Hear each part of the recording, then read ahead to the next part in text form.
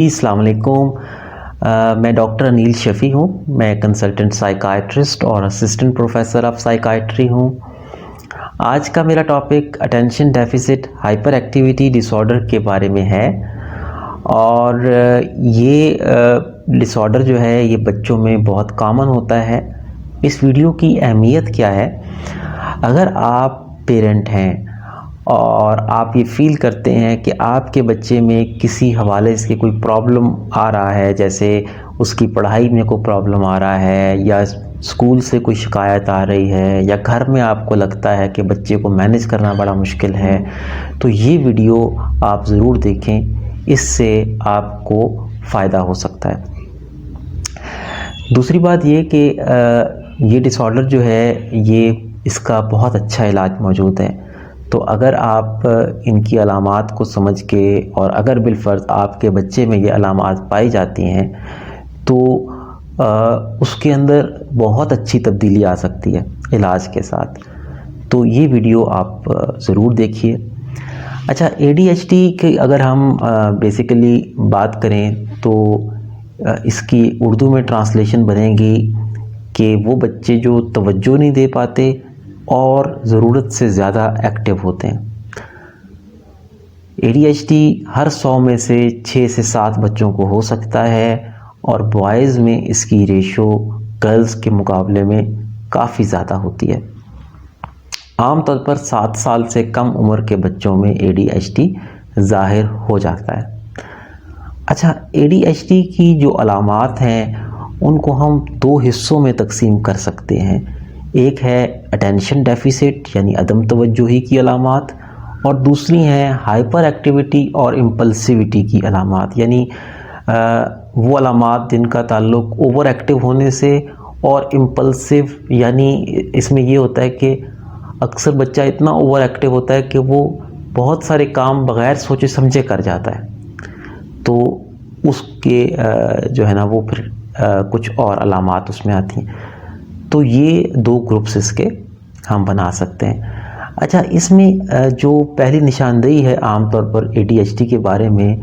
وہ بچے کے اسکول کے ابتدائی چند سالوں میں اسکول ٹیچر کی طرف سے آتی ہے۔ اسکول ٹیچر یہ دیکھتی ہے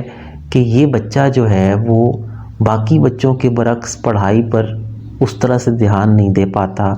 ویسے ذہین ہے، لیکن کلاس میں جب میں اس کو پڑھا رہی ہوتی ہوں تو ذہن اس کا کسی اور طرف چلا جاتا ہے۔ اگر اس کو کوئی ٹاسک دیا جائے، کوئی کام دیا جائے کرنے کا، تو اس میں ایسی مسٹیکس ہوتی ہیں جو بڑی لاپرواہانہ مسٹیکس میں آ سکتی ہیں۔ اگر آپ ان کو دیکھیں کہ اسپیلنگ مسٹیکس اور چیزیں بھول جانا، اور اکثر لائنز یا پیراگرافس مس کر دینا۔ اسی طرح سے بچے نے اکثر ایسا ہوتا ہے کہ ٹیچر کوئی کام دیتی ہے، بچہ سٹارٹ میں دھیان بھی دے رہا ہوتا ہے، تھوڑی دیر میں اس کا دھیان جو ہے وہ کسی اور طرف مبذول ہو جاتا ہے۔ جیسے مثال کے طور پر بچہ کھڑکی کے پاس بیٹھا ہے اور کھڑکی کے پاس سے کوئی گزرا، تو اچانک لکھتے لکھتے بچے کا دھیان کھڑکی کی طرف گیا، اور پھر اسی کی طرف دھیان لگ کے رہ گیا، بھول گیا بچہ کہ میں نے کیا کرنا تھا۔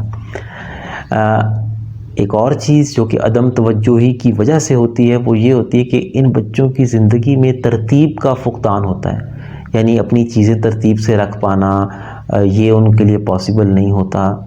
اور ٹائم مینجمنٹ جو ہے، وقت کی پابندی، وہ بھی اکثر جو ہے نا ان کا پرابلم رہتا ہے، یہ نہیں اس طرح سے کر پاتے۔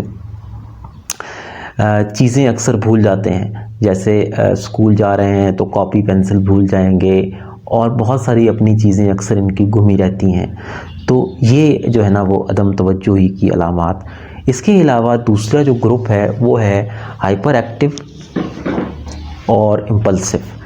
اس میں کیا ہوتا ہے کہ اس میں جو ہے وہ بچہ اوور ایکٹیو ہے، وہ کرسی پر آرام سے بیٹھ نہیں پاتا، اکثر جو ہے اگر کرسی میں اسے بٹھایا جائے تو ادھر ادھر ہلے گا، اور انکمفرٹیبل طریقے سے بیٹھے گا یا کھڑا ہو جائے گا، اپنے ہاتھوں کو بھی جو ہے نا وہ بے چینی کے ساتھ جو ہے وہ چلا رہا ہوگا۔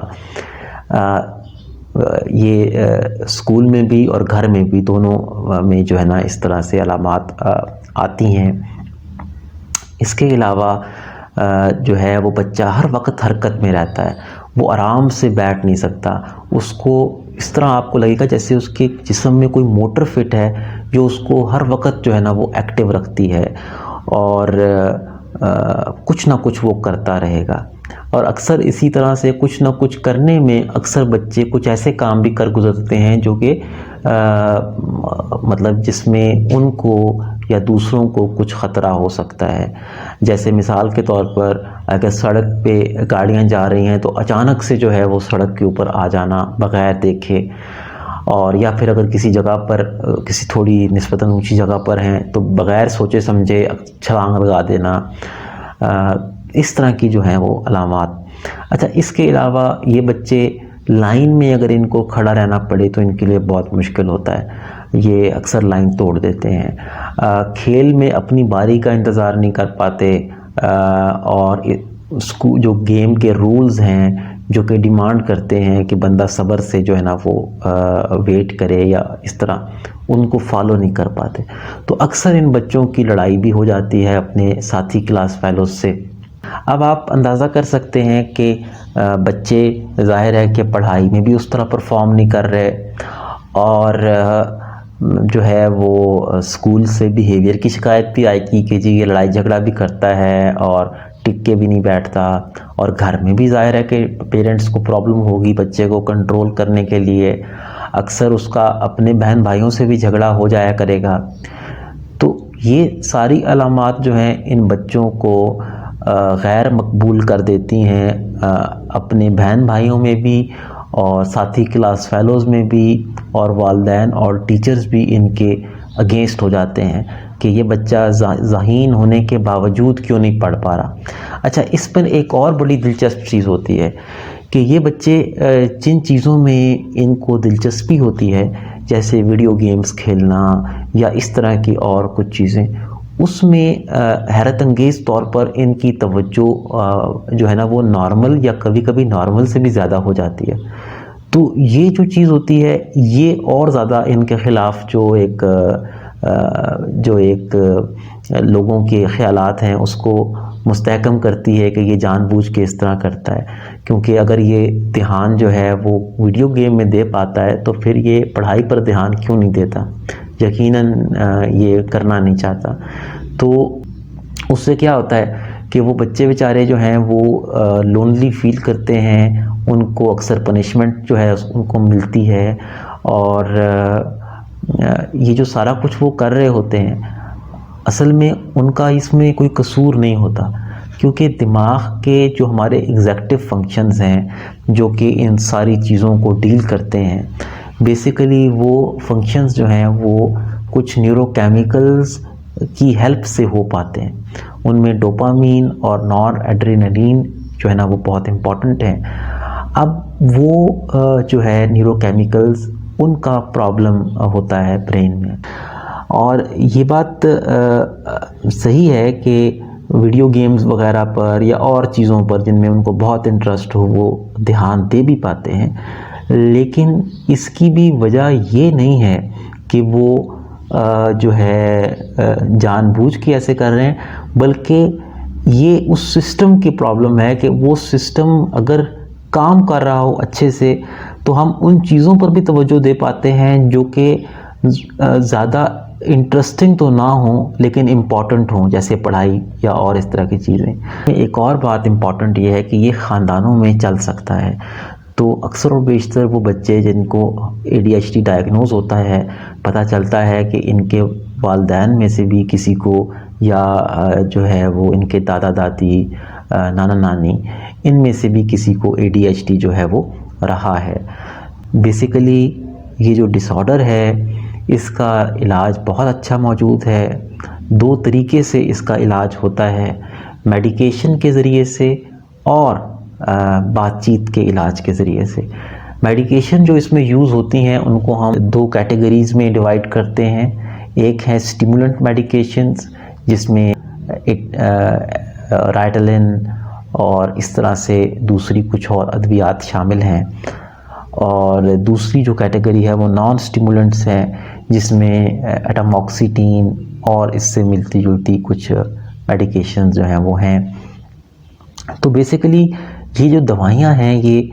ان نیورو کیمیکلز کا بیلنس جو ہے وہ دوبارہ سے ٹھیک کرتی ہیں، اور جب یہ ٹھیک ہو جاتا ہے تو بچہ جو ہے اس کی زندگی میں آلموسٹ ایک ڈرامائی تبدیلی آ جاتی ہے. یعنی وہی بچہ جو کہ جس کو آپ شرارتی سمجھتے تھے، توجہ نہیں دے پاتا تھا، لڑائی جھگڑا کرتا تھا، وہ اس کی زندگی میں ایک بہت ہی خوشگوار تبدیلی آ جاتی ہے، اور اس کی پرفارمنس بھی بہت بہتر ہو جاتی ہے، اور وہ اپنا جو اس کا آئی کیو ہے اس کے مطابق وہ رزلٹ دینے کے قابل ہو جاتا ہے. اگر اس کا علاج نہ کرایا جائے تو بہت سارے بچوں میں اے ڈی ایچ ڈی کی علامات جو ہیں وہ نوجوانی اور اس کے بعد بھی چل سکتی ہیں. تو اب اس کا نقصان کیا کیا ہوتا ہے کہ اگر اس کا علاج نہیں ہوگا